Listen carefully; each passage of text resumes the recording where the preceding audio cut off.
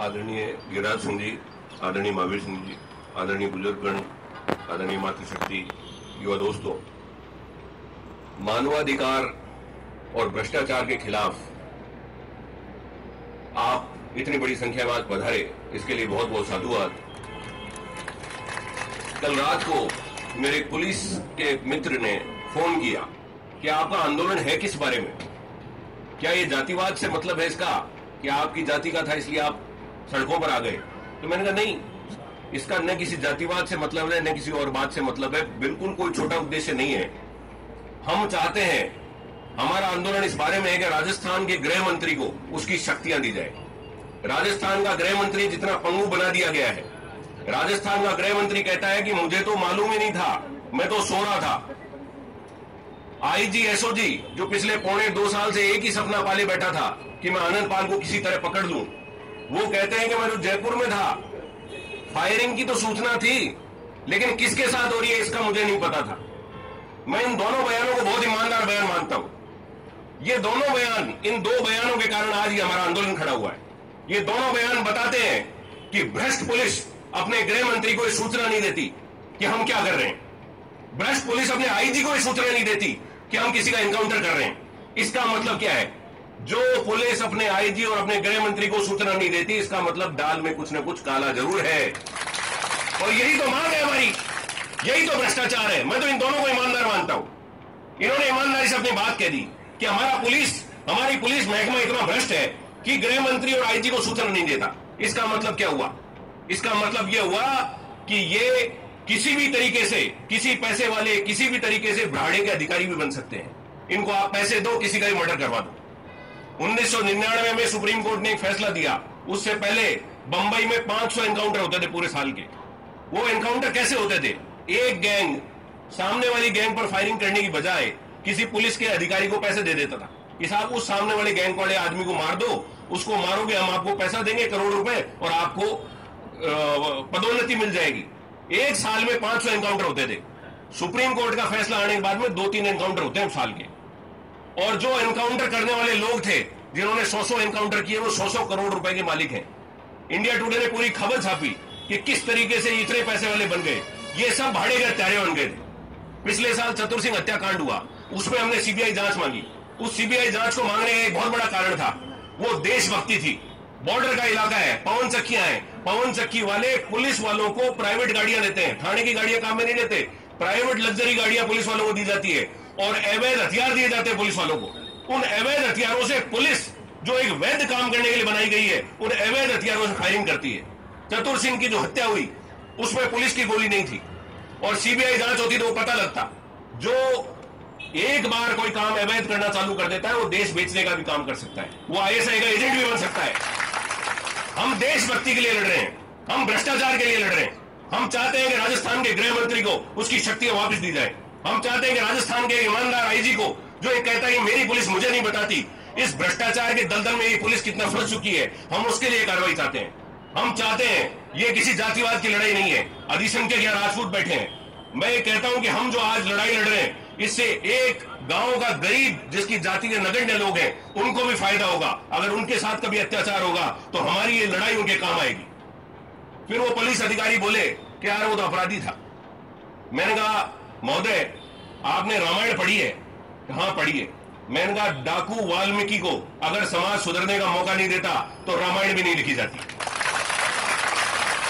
हम बात कर रहे हैं कि आनंद पाल सुधरना चाहता था, हम मानवतावादी हैं।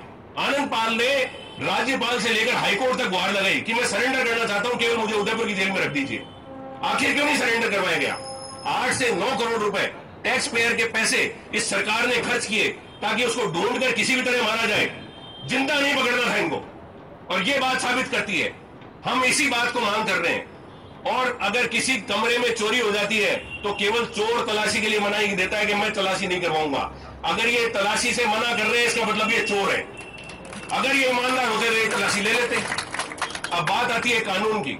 1999 में सुप्रीम कोर्ट ने पूरा एक बढ़िया जजमेंट दिया, जिसमें इस मुकदमे से रिलेटेड एक एक चीजें आ रही हैं। उसमें आईजी एसओजी जो 7 साल खुद जेल में रहे, मैं मान नहीं सकता कि उनको ये फैसला कंठस्थ याद नहीं होगा।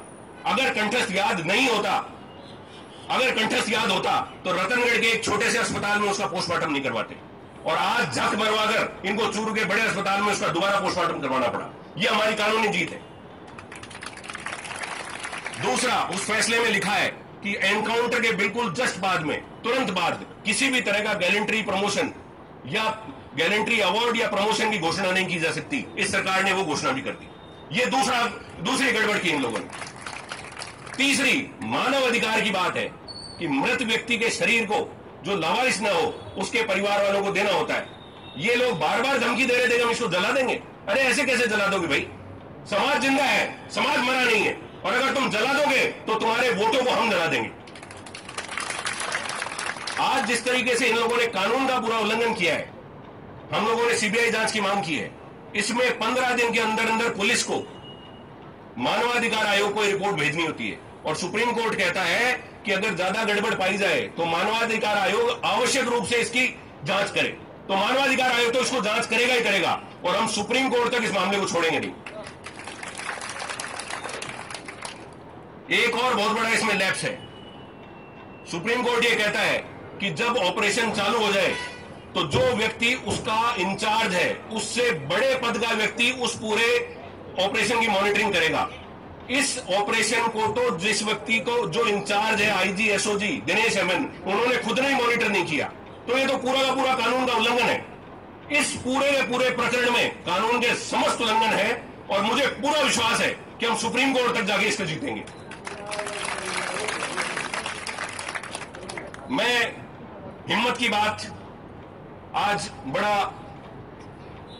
पार्टियों से लोग बंधे होते हैं, असली मुद्दों पर बात नहीं करते। मैं दुर्ग सिंह जी चौहान को साधुवाद देता हूं कि जिन्होंने पार्टी लाइन से अलग हटकर, पार्टी से बगावत करके इस पूरे मुद्दे पर हमारा साथ दिया और अग्रणी भूमिका निभा रहे हैं। हम दुर्ग सिंह जी को पूरा विश्वास दिलाते हैं समाज के नाते कि आप बिल्कुल मत घबराएं। जब भी आपको जरूरत पड़ेगी हम आपके साथ कंधे से कंधा मिलाकर खड़े मिलेंगे। और जितने 23 विधायक जो आज पार्टी लाइन से डरकर न्याय की बात नहीं कर रहे, उनको हम चेताना चाहते हैं कि आपकी आदतें चुनाव में बहुत भारी पड़ेंगी आप पर। अरे आपको करना क्या है? आपको हम न्याय की बात ही तो करने को कह रहे हैं कि भाई आप एक बार बोल दो सीबीआई जांच की, सीबीआई की। आप पहले भी तो हमसे धोखा कर चुके। चतुर सिंह कांड में इन्होंने क्या धोखा किया? जैसलमेर में हम इकट्ठा हुए, सीबीआई जांच के लिए दिल्ली लिख दिया, और दिल्ली लिखने के बाद में 1 महीने बाद में मैं उस चीज में पूरी तरह इन्वॉल्व था। हम कई सांसदों से मिले, सारों से मिले। उन्होंने कहा साहब राजस्थान की सरकार यहां आई थी और गृह मंत्री को कह के गई है कि सीबीआई मना करेगी इस जांच के लिए, सीबीआई जांच नहीं करनी चाहिए। यानी यहां से हमें बेवकूफ बनाने के लिए लिखते हैं सीबीआई जांच करे, और वहां से सीबीआई से लिखवाते हैं हम जांच नहीं करेंगे। तो ये धोखेबाज सरकार है। हम दोबारा उसी मांग को मांग रहे हैं और ये वापस धोखा करेंगे। और इस बार तो, पिछली बार तो धोखा किया, इनकी आंखों में थोड़ी बहुत शर्म थी, अब तो बिल्कुल बेशरम हो गए। अब तो ये मांग मानने को तैयार नहीं है। मैं आप सब युवा शक्ति से एक बात कहना चाहता हूं कि आज जो आप लोगों में गुस्सा है उसका रूपांतरण होना चाहिए। महात्मा गांधी को साउथ अफ्रीका में ट्रेन से नीचे फेंका तो अंग्रेजों से हाथापाई नहीं की उन्होंने वो आंदोलन खड़ा किया जिससे अंग्रेजों का समूल विनाश हो गया भारत से। तो मैं आज आप लोगों को ये कहना चाहता हूं कि लड़ाई लंबी है, जोश के साथ होश बहुत जरूरी है। कानून होश है और आप युवा शक्ति जोश है। हम सब मिलकर जब काम करेंगे तो हम बड़े से बड़े लक्ष्य को हासिल करेंगे। बहुत बहुत धन्यवाद।